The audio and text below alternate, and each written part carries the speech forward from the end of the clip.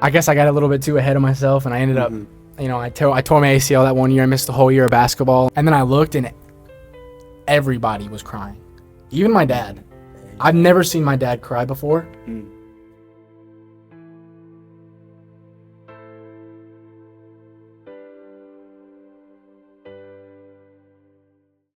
Welcome back to the Just God podcast. This is episode 16, and the topic today is staying humble. This is our special guest, Noah Hall, and he's going to be reading the verse of the week.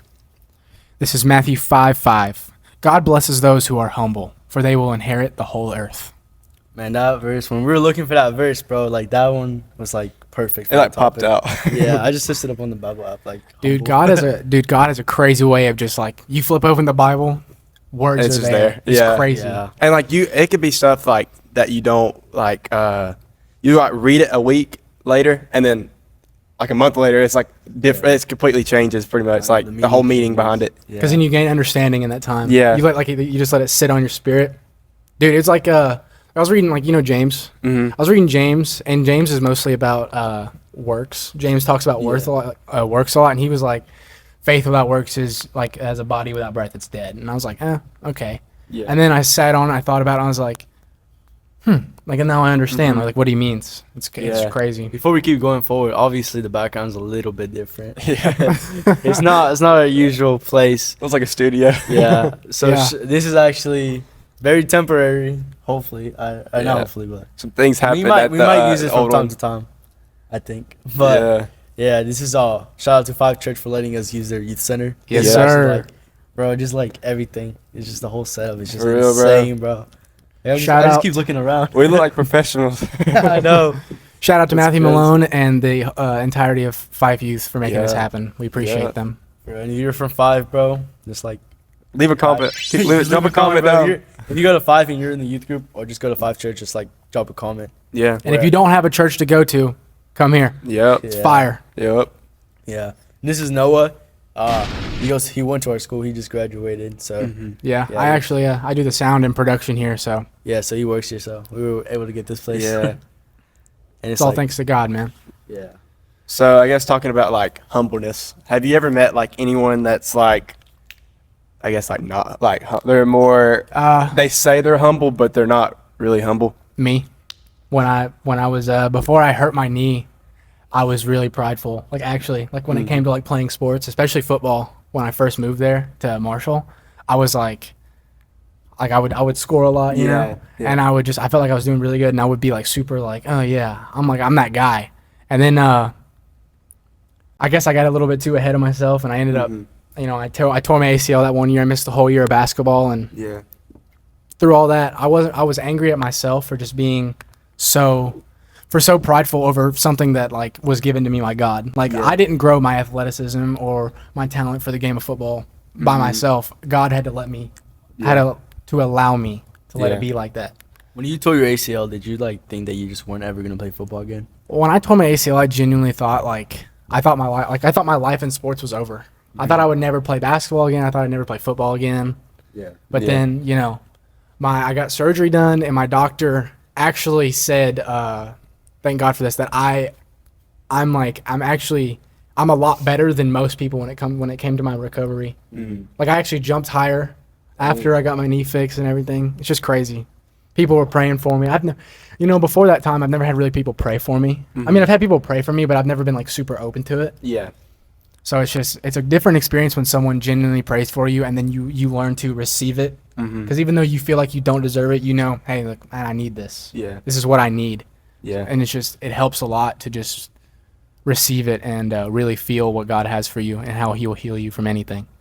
I think it's too, like, I know a lot of people, like myself, I deal with being like prideful about, I think sports is like the main one. Cause like, I mean, if you're a competitive person and you win, I mean, you're going to like beat your chest a little bit. Right. Like, I mean, that's just in our nature. Though. Yeah. Like you win and your automatic sense of self is inflated. You think, man, I'm on the top of the world right now. Yeah. You But just want to be the best one. right. Yeah. Exactly. It's hard. And plus, like with the world around us today, it's hard to stay humble. Cause like, I guess like talking about celebrities, they're always being prideful about themselves or the movies they're doing or the money they're making or who they're around. Like, I think it's just the world around us makes it hard. They tell us, they say, man, strut what you got, show what you got. I think it's like we talked about last episode, how like when we were talking about if you want to be famous and stuff, and like how famous people, once they reach that fame, they kind of just like leave everyone. They cut off the real ones, like the OGs. Yeah, the day ones, they just cut them off. They forget where they came from. Yeah. That's like the worst. I would say the worst way pride is affected is like the NBA. Yeah. Like you see NBA players, dude. All of them, most of them are talking trash to one another. They all think they're better than each other. You have people who leave teams that take care of them for money and like stuff like that. Yeah. It's crazy. Yeah. It's all just like for the money, honestly. Not even like for, you don't the like. fans. So what? You're not making $130 million a year. You're making 95. Huh? Boo hoo. Yeah. It's true. But there are some celebrities like who like, even though they're in a real high place and like they've got everything, they still know. Like Chris Pratt. Yeah. Like, bro, he won an Oscar, or I think it was an Oscar, at his award acceptance speech, bro. His whole speech was about God. Yeah. About how he was like, I thank my Savior, Lord and Jesus, like my Savior and Lord Jesus Christ for this trophy and everything that He's done for me in my life. Yeah. And it's like just crazy like that. And people like, honestly, after he did that, you can tell like people started hating him like more. Yeah, you kind of felt like a shift around Chris Pratt a little bit. People started hating him more. They started dogging on him about things from his past. It's like he's a different man. You know? Yeah. I just see a bunch of like ads for that one Hallow, like the prayer with rap. Jonathan Ramey on it. Yeah, and who else is in it? I've never seen that. Yeah, it's the Mark. I can't remember what his name is. I mostly see Jonathan. I only see Jonathan Ramey. I don't see anybody else. And every time I see Jonathan Ramey, I go, "Oh my gosh, it's Jesus!" It's so weird to hear his voice. Like, I know, because he in the show they all talk with accents, and you forget that they don't have those actual accents in real life, and then you're just like, "That's not how." Hold on a second. Every time I see him, I just think of The Chosen. That's like the only. I can't really see him in any other. I think movie. he wears a suit. It looks weird. Yeah, like in Jesus Revolution, I was like, "Is that Jesus?" Yeah, bro, that movie. Dang, was Jesus good, looking fresh.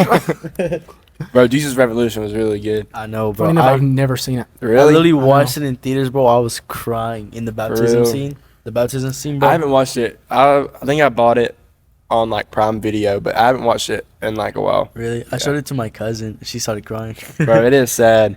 It's just like it doesn't hold back, really. Yeah. Like it's just about. Do you know what it's about?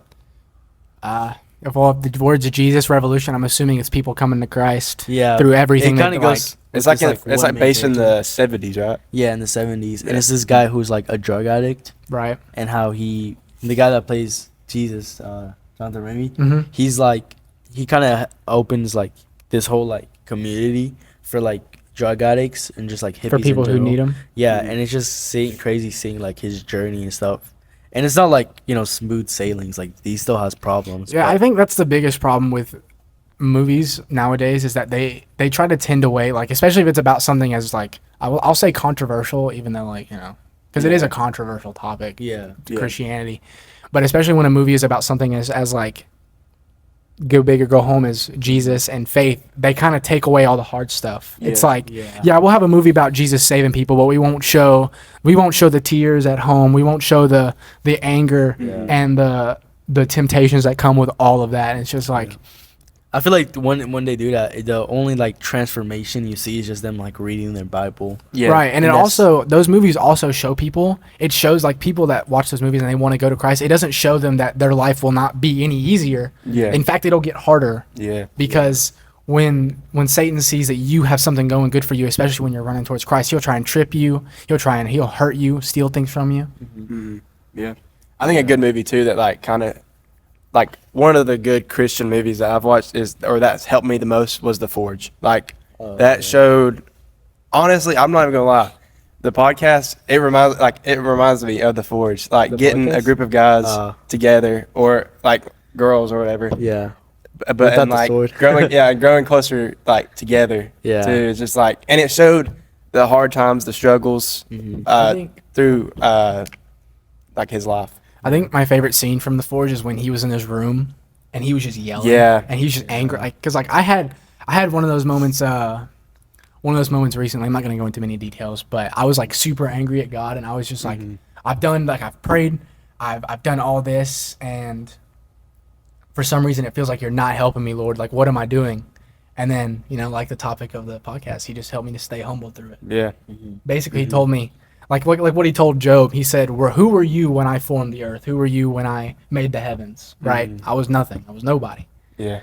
And I still am a nobody. But I've been made someone through Jesus Christ, and that's amazing. Yeah. But even if you're angry at God, and even if you think He's not doing what you want Him to do, you have to stay humble in His love, knowing that He will do what's right for you. And it's just you gotta let God be the author of your story. right. Exactly. Like Matthew says all the time, you got to hand him the pen. Stop writing your own. Yeah. I remember when we started first watching The Forge, I kind of just got like this feeling that it was just gonna be like every other Christian movie. You ever seen Yeah. Darman? Yeah, That's what that reminds me of. yeah. It Like felt the like acting, that. the acting in that movie kind of reminds me of Darman, but it's more of, you don't really need to look at the acting. You need to look at the emotion and the story behind what it's Yeah. trying to tell you. Bro, I remember like the old grandma. Oh yeah, she was funny, bro. But like now, I think too, like on the topic of movies, there's been like more Christian movies coming out. There's definitely been a shift. Like have y'all ever watched King of Kings? I know. Oh, bro, yeah, I watched that. It was like a little. I thought it was gonna be like a little kid Yes, story, like bro. because the animation looked like kiddish. Yeah. But it told the story of Jesus. It showed stuff that I was not expecting to Yeah. show in a PG movie. for kids. Yes, bro. Like, But I it- literally just went there for my brother's field trip. I had no intention of just watching myself. And, like, bro, the scene, it's so... They do it in a way where it's not just, like, straightforward. They do it, like, in an artistic way. Yeah. Like, the transitions, kind of. It's like the scene when Jesus is getting crucified. Obviously, it's not going to show everything. Like, he still has blood and, like, scratches on him. And it just They shows, like didn't like the cloud. hide it, I guess. Yeah, and the scene where Judas, or I think no, it's Peter, he denies Jesus 3 times. He Oh, just yeah. like gets on his knees and starts crying, and like it's just like I just don't know how to describe it really, but Yeah. it's just so. Not only is it a good movie, it's just beautiful to watch, bro. Yeah, like, it was one of those movies I was not expecting to be good at Yeah, all. but bro. I kind of just went in the theaters, kind of expecting like, it's a kid movie. Yeah, Like, in the beginning it was kind of corny. Like it just Yeah. looked corny. It's just like I'm just like, You Yeah, go then it into it got expecting deep. it's just going to be like, oh, this is what Jesus did for you. yeah. And it's not going to really show anything like how the struggles of the disciples. Mhm. That's the one thing I love about The Chosen, is that it makes like it fills in a lot of the gaps for what people think the disciples are. Like it shows like how they are still human, even though they follow like after Jesus. Like throughout every season of The Chosen, it's them trying to protect Jesus as if he isn't God. They're like, Yeah. oh Jesus, we need to get out of here, and he's like, bro. No, it's like it's like when he was at when he returned to Nazareth, and he spoke in the synagogue, and he was like, I am the law of Moses. And they're like, all right, we're going to go throw you off a cliff. And he's like, no, this ain't happening. He just walks away. bro, that scene was tough, bro. Bro, Jesus look, he got aura, bro. bro, he's like, I am the law of Moses, and just like walked off. bro. We will have to use the law of Moses. And he just stands there, stares at him. But I am the law my of favorite Moses. disciple moment is like when they're on the boat and Jesus is like out, just like just sleeping. And they just wake him up and he's like, guys, what like, and he just calms the wind and then he goes back to sleep, bro. That's like one of the funniest moments. I There's feel like. one time where when Jesus talks to the Samaritan woman in the well, Mm-hmm. and then the disciples come up after him and they're like, we got we got you food to eat, and he's like, I already got food. Like he was talking about spiritual food. Yeah, he's like, And I "Food- think- the food I eat fills me for eternity," or something like that. Something like that. And then Andrew's like, who got you food? Just really laugh. Or when he fed the 5,000, they're like, what is 5 loaves and 2 fish gonna do? He's like, bruh, you've seen me do more. Just Like, to be honest, I'm trying to put myself in the shoes of like one of the disciples. I would honestly ask probably like the same questions, maybe even dumber Yeah. questions, because like, I would look like an idiot. I'd be yeah, like, bro. God, what do we do? And he's gonna be like, will you just listen? Especially back then, because I feel like there's so much times where we've seen like magic or just like Yeah. so much stuff like performances done. Mm-hmm. Like back then, there was no screens. You weren't like easily like entertainment wasn't really like known, and then Yeah. you just see this dude change the weather. It was just kind of like Right. word of mouth, Yeah. pretty much. Yeah. And like you either could believe it or like, It was Nah. word of mouth and letters. Yeah. That was it. yeah. I think that's what made it so hard to believe. I think like honestly, with the technology we have now, I feel like it's easy to like. I won't say it's. No, I mean, Maybe not easy, but well, no. The thing is, there were people who had more faith than the disciples, like the Roman soldier who said, "Heal my son," and he said, "You don't even have to step in my home; just your word will do it." And he said, and he turned around, and he looked, he said, "This man, a Gentile, has shown the most faith I've ever seen." Right, and then he tells, and they always ask, "We're not qualified to do this," and Jesus always says, "I didn't pick you because you were qualified." Right, so he didn't pick them because they were the most faithful, because they would have the most faith. He picks them because he wanted them and he loved them. Yeah. Right. yeah, that's true. Yeah. I mean, Peter in the beginning, Peter in the beginning was a hardhead. He barely like he said he believed, but you could kind of tell that he was just trying to convince himself that he did. Mm-hmm. Same with and Judas. Like when Judas was introduced, the whole time Judas is just like, we should do, like, even though he knows Jesus isn't here to fight a war or to overthrow Rome, he was still trying to get Jesus to do what Judas wanted. Yeah, I saw this one thing on Instagram, and I never realized it like while reading the Bible, but it was when Jesus said, "Somebody's going to deny me 3 times," and he was talking to him, and 11 out of the 12 disciples said, "It's not me, Lord. It's not me, Lord." But Judas, he said, "It's not me, Rabbi." And I never realized, like, I think Judas, he knew who Jesus was, but he didn't see him as the Lord of his life, or he didn't put him as Lord of his life. He just saw him as a teacher, a good teacher, pretty much. Yeah. I never realized that while reading. I like the word, because the word Lord means master, basically. Like it means you let them lead your life, and that's why like when someone says, "Oh Lord, oh God," you never seen that? Like, Yeah. why do they say his name twice? Yeah. Because they're saying, "Oh Master of my life, God, help me," or do this. So I think when the disciples are saying, "Oh Lord," they're calling him Master of my life. What do we do? But Judas, even though because Judas proclaims he sees him as the Messiah, but he doesn't see him as the leader of his life. Yeah. I think that's what the difference was. Yeah. Yeah. Yeah. I think Judas, he would put himself before Jesus. He wasn't humble. Yeah. Yeah. He was prideful of himself. True. Prideful in his abilities to work with money, Yeah. all this stuff, and wasn't humble. And And just to show you, like, even when he, like, ended his own life, that just shows how, like, you know, being prideful can just, like, you're going to have so much regret. It can at just the end. consume you. Like, Yes. like that regret, or it just consumes you so much that to the point where you can't even bear it no more. Yeah, I feel like when you're cocky, you don't even, like, enjoy. Yeah. Really enjoy it. It's one of those, like, feel goods, but Being- it doesn't last. yeah, being prideful is just seeking validations from the people around you. 'Cause Yeah. you're like, look at how good I am. Look at how amazing I am. Look at what I can do. Tell me I'm good at what I can do. Yeah. Because you're so insecure in yourself, and you don't even know your own identity yet in the world, and you're just like, I need someone to tell me I'm at least doing good at football or my job or basketball or school or something. Mm-hmm. Yeah. Yeah. I just think too, like, I think just like we said, like the world today, it's just consumed of pride. You just have to, with like social media, so we talked about it before. We've talked about it almost every podcast. Social media can be good or it can be bad, but you can also use social media to, like, I guess, put yourself out there in a bad way to see look what I'm doing. Look what's happening. It can be a good look what's happening, or it can be like you could be talking about yourself. Because I know churches, they put out like, look how many people got saved, or look how many people were called to preach. It's just more statistics. Than, Yeah. Yeah. They're not talking about themselves. They're talking about him. What the church can do instead of what God can do. Yeah. But, I think, you want to share on camera. Yeah. You know what happened during your Yeah, rise? I can. It's an insane story, bro. Like, I don't know. You told me last night. What's yeah. up? The preaching. When I was Oh, called to preach. yeah. I'll tell you. Like, you told me, but then you told me, like, more the in-depth story. Yeah. Last night, and Okay. it was insane. So throughout the week, last week, I got to Arise. I've been there 3 years now, and this week kind of just felt like a little different. I kind of honestly trying to go through the motions a little bit, but the first service, I kind of felt like a tug on my heart, and I was like, I can't. And I knew what it was because I don't know. I just had that. I had been constantly thinking about it the week prior. I think it was Saturday or something, and I was like, maybe it's just myself. Maybe it's just my pride, and I want to put myself out there and do it for other people instead of God. And so Monday night went, and I didn't. I mean, I didn't respond or anything.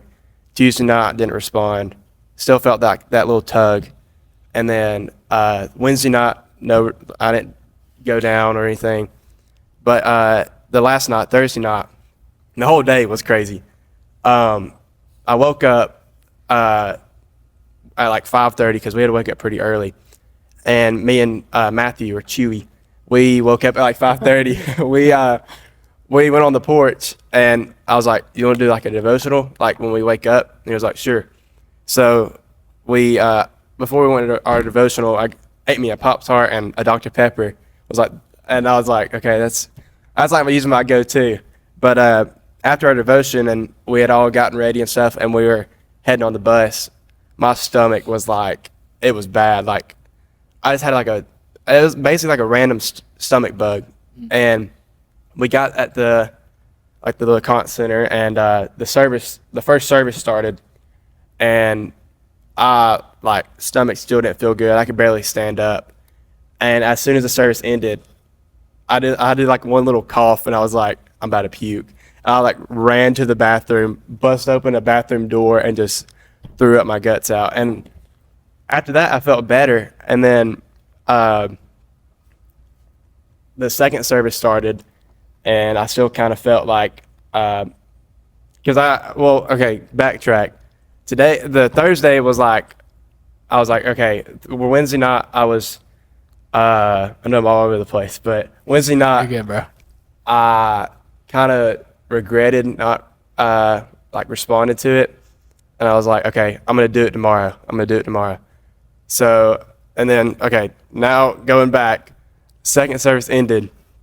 I didn't respond, and I went to the bathroom 2 times to throw up, didn't throw up. And the crazy part, and then after the second service, I just asked my mom, I was like, you're going to take me home, I don't feel good. And she was like, okay. On the way to the car, threw up in the flower beds, and I was just like, it was hot, and I was just throwing my guts out. And we got home, took a nap, woke up from my nap, threw up again, and then went back to sleep. And then when I woke up, I felt like, I don't know, I just felt like better, but not like 100% better. But I wasn't even going to go to the night service, to be honest. I was going to just sleep and just stay in because I didn't really feel like going. But I kind of felt like, I was like, I mean, I made a promise to God that I would do it tonight or today, and I hadn't done it yet. And I was contemplating that, like, what if I don't get that, like, feeling or that call I don't again? get this opportunity again. Yeah, that tug on my heart, and I just wasted it because, I didn't feel good or something like that. Because, I mean, the enemy he can work through a Pop-Tart. Like, I didn't know that. He can work through anything. Like, I didn't think about it, but, like, he can. He's powerful, but he's not all powerful. But anyways, the night service started, and I had a plan in my mind. I was like, okay, so this is how, like, they would do the song service first, and then they would do the preaching, and then a big altar call. There was like 7,000 people there. And I was like, okay, I'm just going to do it at altar call. Altar call, basically, there was no preaching, like, at all. It was all just breakout and One worship. of those services. Yeah. Yeah. It was all breakout and worship. And I was like, dang, I don't know if I can do it now because, like, I mean, people are going to see me and stuff. But I just, like, my heart was about to beat out of my chest. And I was like, if I don't respond, I'll just feel guilty. And Right. it'll just feel like, because my mom always said, delayed obedience is disobedience. Right. And I just had that constantly playing in my mind. I was like, Your mom was spitting bars at that point. I was like, I got to do it. I was like, I got to do it. So I went down there, answered my call to preach, and it just felt like a weight lifted off my shoulders. Like, I probably could have, like, touched the clouds. I, like, felt so light, bro. It was just like, I don't know. It was just, bro, it was just crazy. Like, I never had that big of a smile on my face. I don't think in forever, since I've gotten saved. Yeah. It was just a crazy story. I just didn't, I never thought that, like, the devil could work through a Pop-Tart, to be honest. Like, it's just crazy, bro. I remember you called me like the same night. You Yeah, like, bro. call me, it's important or something like that. Yeah. And I thought something bad happened. I was like, He's oh, like, no, the Pop-Tart got to him. Yeah. But then you're like, I gotta say, you started off, I'm in the bathroom right now. Yeah, bro. I had to go to the bathroom because, like, everybody was talking upstairs, and I was Yeah. like, everybody sounded weird at first. Like, I'm in the bathroom. why was he calling me from the bathroom? I know, but yeah, it was just one of those moments like I just wasn't expecting you to say, like, you know, Yeah. that's just insane. I throughout the week, throughout those previous services, the enemy kept on putting thoughts of like, you're too shy, too young, just do it when you're older. And those thoughts, and I don't know what verse it is, but It's in First Timothy. yeah, Don't let them despise you because you're young. Yeah, it was that Yeah. verse that kept on like coming back, and I was like, I mean, what, like, with this podcast, you don't have to be grown men to start a podcast to talk about God. You ain't got to be for a grown man everybody. to talk about God anyway. Yeah. Timothy was like, Jeremiah was like 15 Yeah. or 16. I mean, I don't know how old the disciples were, but I'm sure they were early 20s. Didn't Bo, like, Some the of them- guest we I'm- had said he was like, they're like almost like teenagers. Yeah. So, many people believe that Andrew, or no, not Andrew, John, the one who wrote the Gospel of John, they think he was a young kid because of the way he wrote. Like, Jesus' most beloved disciple outran Paul to the tomb, or Yeah. Peter to the tomb, Mhm. like stuff like that. Like that's something Yeah. a teenager and a kid. So people believe Mhm. that John was a young teen, like people believe he was between 14 and 17 years old. Yeah. Wow. Yeah. Yeah, I remember. I know people probably still think that we're like, even though it's just like. It's just like four of us or five. Yeah, people think that we have like this whole team of like adults standing Yeah. before us. Bro, all you need, like, we have, like, we're blessed to have like a good camera and Yes, bro. like a good setup, letting Yeah, like like, people we letting just us kind of use make our, like, use of our building, bro. resources, really. Yeah. Like we don't have to pay to use this. You This can is do Yeah. a podcast with a phone. We started out with Yeah. we started in a garage, bro. yeah, I remember that. I remember seeing that. Yeah. We started off in a garage. So Whose like, garage this is was that? insane. Papa's. My garage. It was on like hoodie. It was like cold in there. Yeah, it's really was cold. just, Like February, bro. Now you got Yeah. air conditioning. we had like a dingy ring light, like a lamp. Yeah. And Uh, I remember you literally took off like the stand. Yeah, That's literally the that stand. is a ring light stand. Yeah, that is That's a the ring light camera's stand on, used yeah. for my camera. And I remember it was just crazy, bro. Like how far we came. We I literally know, bro. our stand was literally a cardboard box, and we would have the camera there. Yeah. Have like a table. Have like and a you couple use lawn like your chairs. little in the iPad, garage. I think, too, to Yeah. kind of set it up. Yeah, That's cool. to get like it for like the audio and stuff. Yeah. So now look at this, bro. We got like a stand with the camera, not a cardboard box. We got like a ring light behind the camera. Yeah, We bro. got our new logo. So if you guys like the logo, I Yeah. made it. And just like everything, bro. This whole setup. Yeah, God is saw actually your insane. God saw your effort when you had nothing, and He's giving you blessings that you need. Yeah, For bro. real. It all started in a science class, bro. I remember. I think I remember hearing that conversation. Yeah, it all I started wrote in it back science in a class. notebook, like in a piece of notebook. We were paper, taking bro. science notes, bro, and then Papa was like, "All right, you I want was to not start a paying podcast?" attention. And then the crazy thing is, this podcast wasn't even going to be about God. It was just going to be about Yeah, just like news and Drama almost. movies. Yeah. Just like whatever, what's going on in the world. We'd Yeah. probably be talking about. It's easier to talk about God, bro. We'd probably Yeah. be talking about the Coldplay concert right now. For real, bro. Yeah, that's You insane. know what you were saying about being called and the feelings that the enemy uses against you, bro. I'd say, okay, I'll tell you my story being called, because I was called too. I just haven't had the opportunity. I wasted my opportunity like a goober.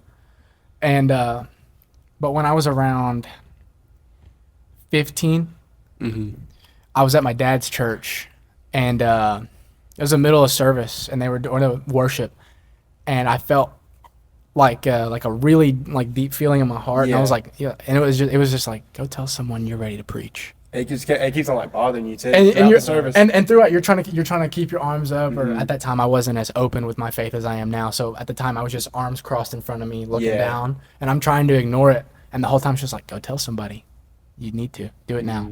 And eventually it was just do it now, do it now, do it now. So I was like, fine. And I went up to, I think I went up to my dad or the pastor, and I was like, I feel the call to preach. And they were like, oh, really? And then so they stop worship, and I'm like, oh no. And Pastor Lewis, he puts his arm over my shoulder and he walks me out in front of God and everybody and says, Noah here just said he got called to preach. And I was like, why are you doing this to me? And then he starts talking to me about when I can talk. And I'm like, already? And he's like, yeah, man, you got to throw you into the field, see how you do. And so that I was actually going to preach the next Wednesday. Ooh. And this isn't youth either. The Wednesday service is adults. I was like, not service. So I wasn't even talking to like people my age. I was doing it to adults who knew way more about the Bible than me, who knew all this way more stuff than me. And that next week, I dressed up real nice, and I spoke. And the whole time, I was just thinking about, man, I'm like, I even said it into the microphone one time. I'm like, I'm so nervous to be up here. Y'all don't even know. Yeah. And they laughed, and they were like, you're good, keep going. And then I thought I honestly did terrible. I thought it was like super unengaging. But then I looked, like I wasn't really looking at the crowd. And then I looked, and everybody was crying, even my dad. I've never seen my dad cry before. Like even when my brother passed away the May 1st, he didn't cry. He was sad and upset, but he didn't cry. But when I preached, he cried, and I was like, wow, this is insane. My brother, like, he came up and he was crying, and he hugged me, and like my mom missed it, but she heard about it, and she said she saw videos of it. And then the weeks that followed, I preached at one of my other friends' churches, and I did that a couple days, and then I got scared because it felt like it was all just like getting too real. Yeah. And I was like, man, this is too much. Like, and then I read a Bible verse that said those who preach the word will be judged twice as hard according to it, or something like that. And I was like, and it terrified me. Yeah. And I was like, I can't do this. And I ran away. I ran away from it, and and that's what I mean when I wasted my opportunity. Yeah.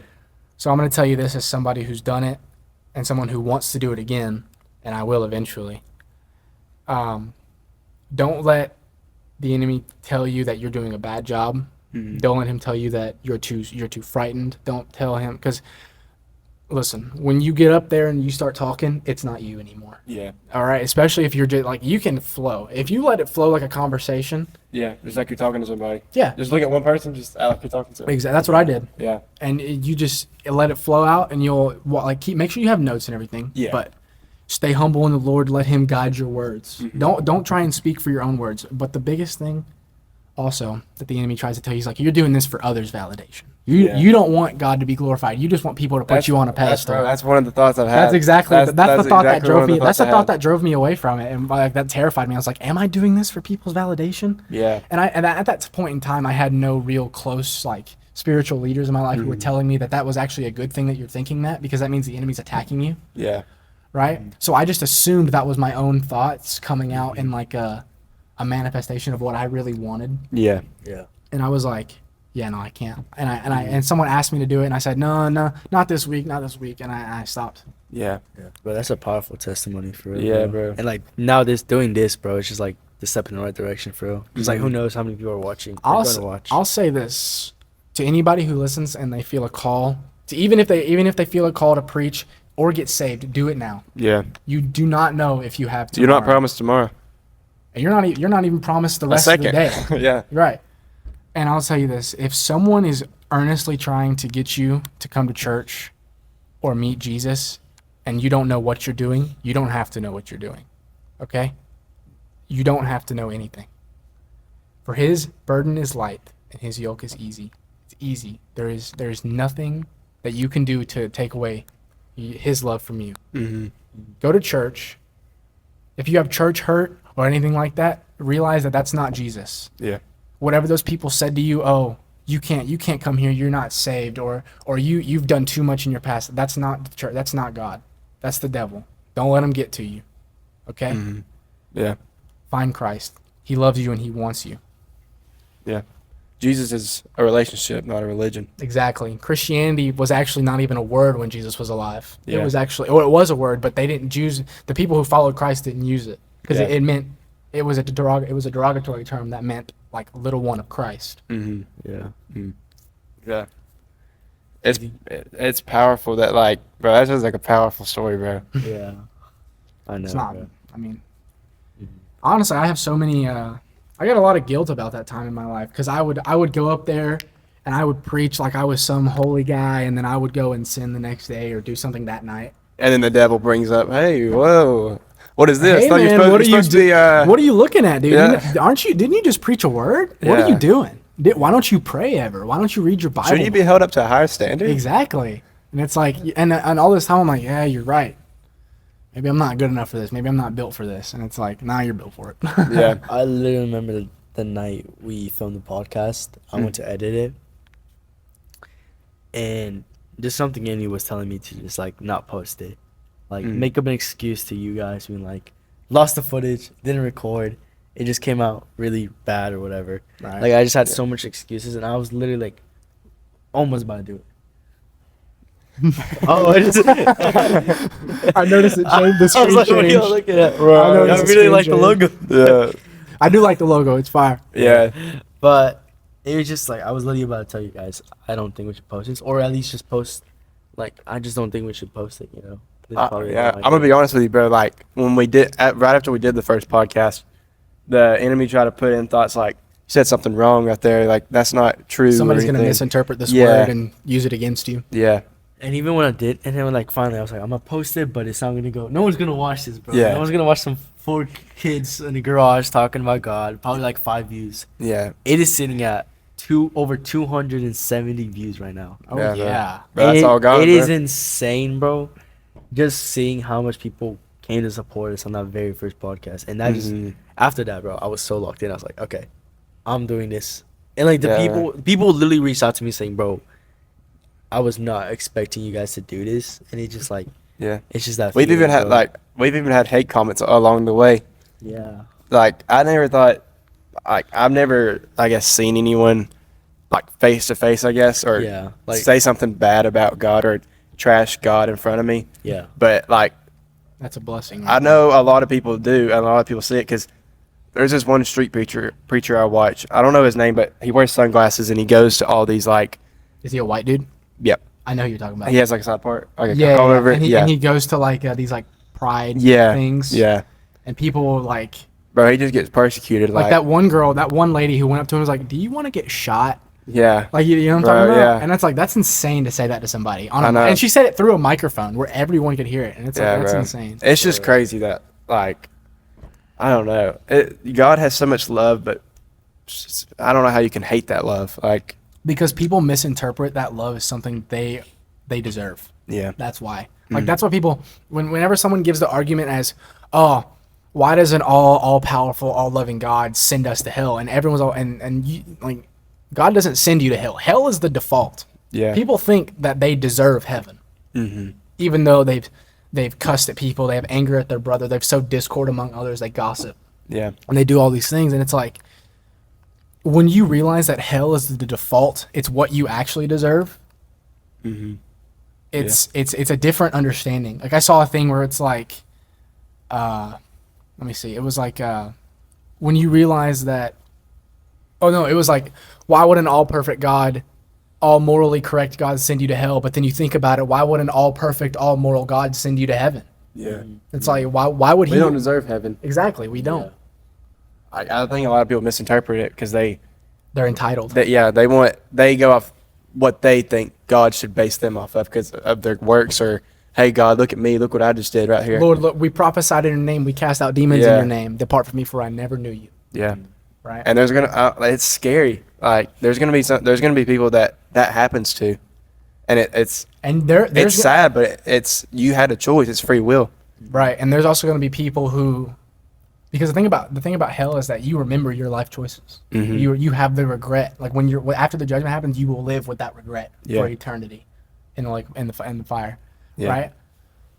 So I couldn't imagine being one of those people who actively had a chance to see God and see His glory and just amazingness, and they Yeah. went, nah, it's not really my thing, and then they die and they're like, I screwed up.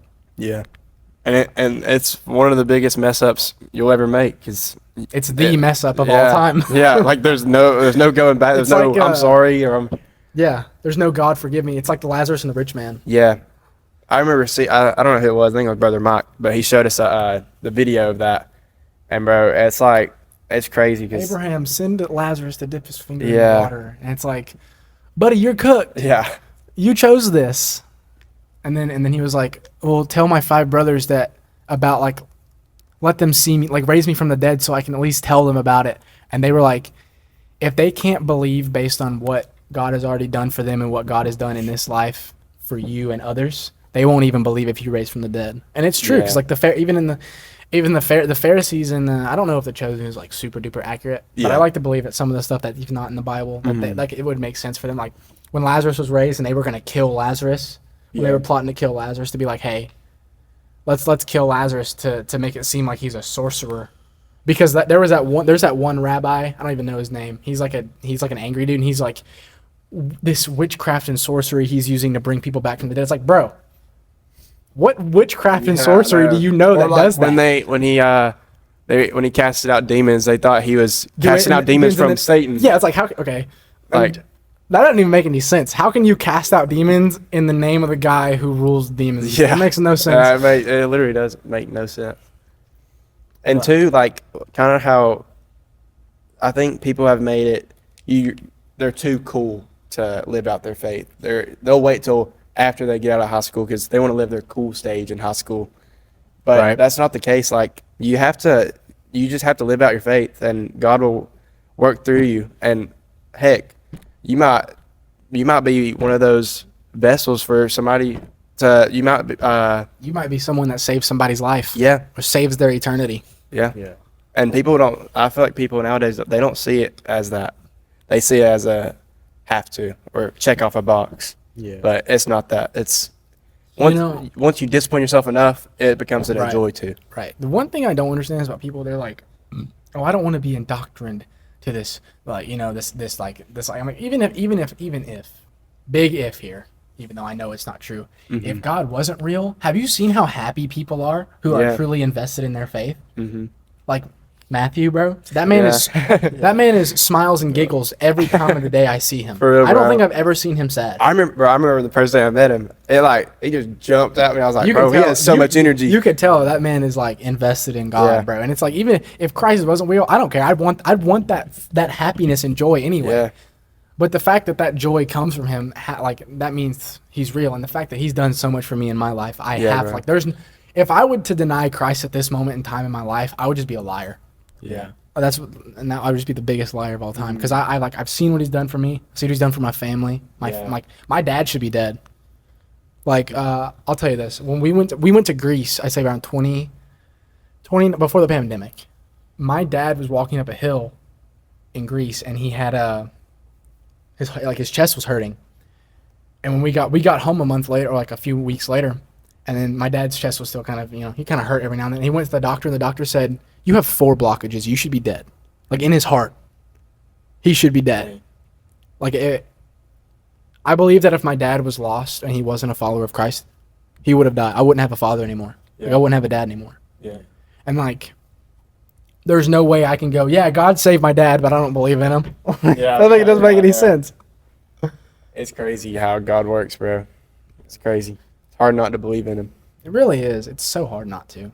You have to like actively not accept that he's real. Thank you for watching today's podcast. This is episode 16, Staying Humble. And just thank you, shout out again to Fyffe Church for letting us use the youth center. Yes, sir. bro. This is a crazy studio, bro. I definitely would want to film here again. But, just thank you guys for really just supporting us and watching this entire podcast if you made it this far.